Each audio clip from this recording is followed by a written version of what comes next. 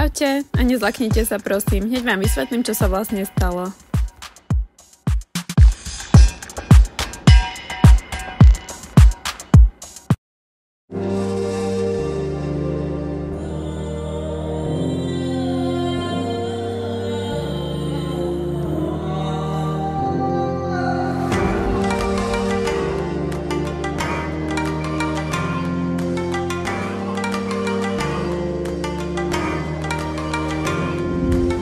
Dneska v robote to bol teda riadny blázinec, skončila som 20 minút pozdejšie, nemala som čas ani poriadne sa najesť a stala sa nám aj taká smutná vec, že krabice, ktoré máme vonku na recykláciu, boli buď chtiac alebo nechtiac zapálené a pri požiari sa poškodili aj dve autá.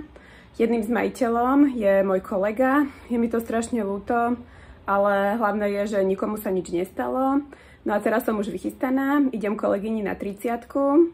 Pozvala ma na drink do podniku a mám na sebe aj nové rifle. Ešte som zabudla povedať, že dneska som urobila úžasné piňakoládové makarónky. Veľmi by som si priala, kebyže ste ich mali možnosť jedného dňa ochutnať. Ak si myslíte, že v Austrálii nie sú historické budovy, tak sa mýlite. Takéto krásne príbytky z viktoriánskej doby nájdete asi v každej štvrti v Melbourne. Nakoniec som sa rozhodla, že tam pôjdem pešo.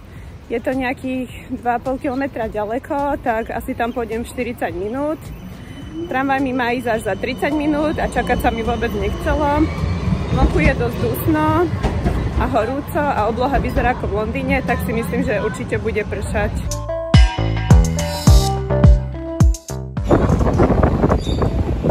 Praveen, there's gonna be a storm. That's the venue where I'm going now.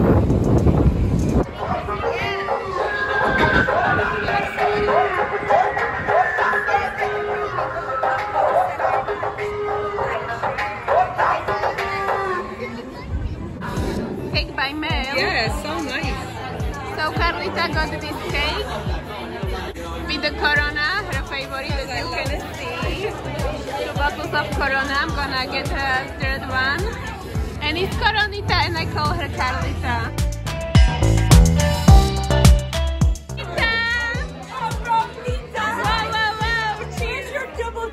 My double gin.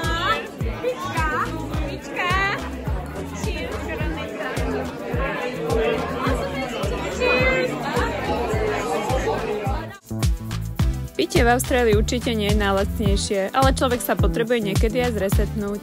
V tejto írskej krčme sa samozrejme, že pozeral futbal a nechýbala ani živá hudba. A dokonca aj striptera sme si zohnali.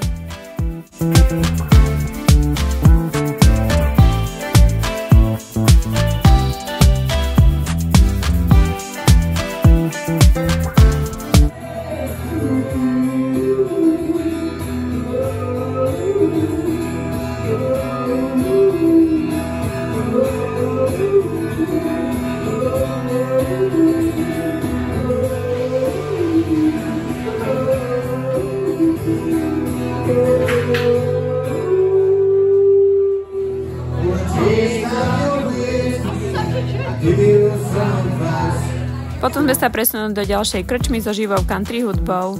A toto je kočka Jody, Karlitina najkamoška.